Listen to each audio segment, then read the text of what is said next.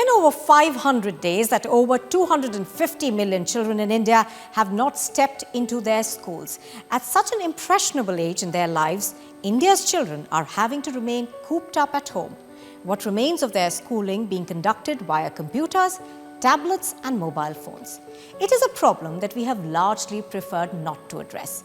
But it is high time, and with each passing day, the question everyone's asking is it time for kids to go back to school?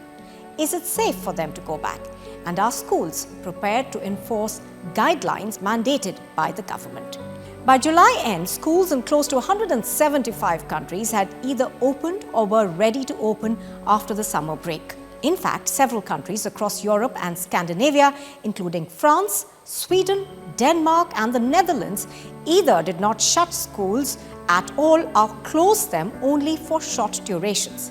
The argument was that children fall in the least vulnerable group. This is supplemented by a recent UNICEF statement that says that schools should be the first to open and the last to be closed.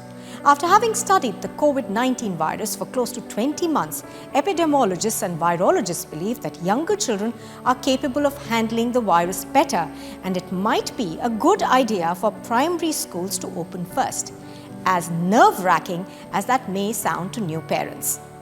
We know clearly that children can handle viral infections much better than adults. So once India starts considering, and the districts start considering, it will be wise to open primary schools first. And that should be done before the schools for secondary schools. And also we have to ensure that all the support staff, whether it be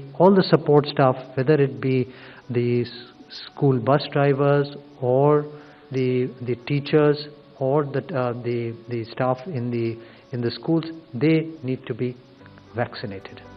Many of you will then ask, why should kids between the ages of 6 and 10 have the most natural immunity to COVID-19? Simply because the coronavirus enters the human body through the nose and mouth and then travels to our lungs and attaches itself to ACE2 receptor cells. That is where moderate to severe illness develops. Young children don't have sufficiently developed receptor cells in their lungs. So while they may get infected, they may not develop symptoms or fall sick. Not just that, a recent study published in Nature magazine suggests that the overall risk of death or severe illness in children up to the age of 18 is extremely low.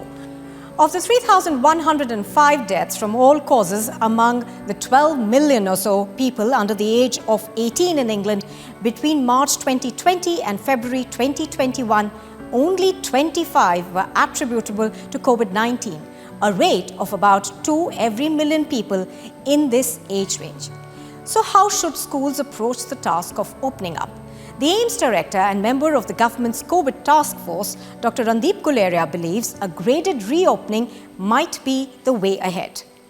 अब वो स्थिति आ गई है कि एक काफ़ी बड़ी संख्या वयस्कों को टीका लग गया है, और अब जबकि वयस्कों को टीका मिलने लगा है, तो अगर स्कूल खोले जाते हैं और उनके चारों तरफ एक सुरक्षा का आवरण बनाया जाता है, उस आवरण में माँ बाप और परिवार के अन्य लोग उनको टीका लग चुका हुआ हो, इसी तरीके से स्कूल के टीचर्स, बाकी कर्मचारी, ड्राइवर वगैरह को भी अगर टीका लग चुका होता है, तो ऐसी स्थिति में स्कूल खोलने में कोई भी समस्या नहीं है. So what does a graded reopening entail? It would mean that parents will continue to be given the option of either sending their children to school or continuing with online models. It will also be more staggered in terms of having children attend school for a few days a week to begin with. Children with comorbidities and health issues will be advised to attend online school. Now, several state governments, including those of Uttar Pradesh, Punjab, Tamil Nadu, Rajasthan, Karnataka, Odisha, Madhya Pradesh, Delhi, Telangana and Maharashtra have begun the back-to-school process. This includes a list of COVID protocols and mandatory guidelines that include that all teaching and support staff will be fully vaccinated. Schools have over the past several months been preparing to reopen. Some are considering a hybrid model where 50% children attend school on alternate days. This staggered attendance will help in social distancing. Mask vending machines and disposal bins have also been installed. Temperature checks at entrance points will be conducted. The arrival of vaccines for children is being seen as the way forward after a graded reopening.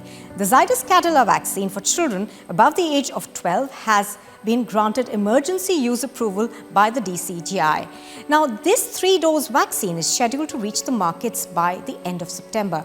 Bharat Biotech's Covaxin is also in the third phase of clinical trials for children of different ages and will hopefully be approved soon. Leading educationists and even business leaders say that the damage of keeping schools closed is huge and may take years to undo. Anand Mahindra, the chairman of the Mahindra Group, recently tweeted, and I quote, "This is now critical. We need to focus on getting all schools reopened, all staff to get vaccinated on priority to facilitate this reopening. Very simply, the country's future is at stake," unquote. Wipro chairman Rishad Premji retweeted Mahindra's tweet and added, "We absolutely must open schools. The damage of them staying closed is now worse than schools opening. Lots of lessons to take from other countries that have done this successfully," unquote. Now, the consensus is clearly out there. Children belong in school, and that's where they must go. And waiting any longer may prove more detrimental than what we have protected them from since March 2020. It's time the birds begin leaving the nest again with their school bags, tiffin boxes, water bottles, and also their face masks.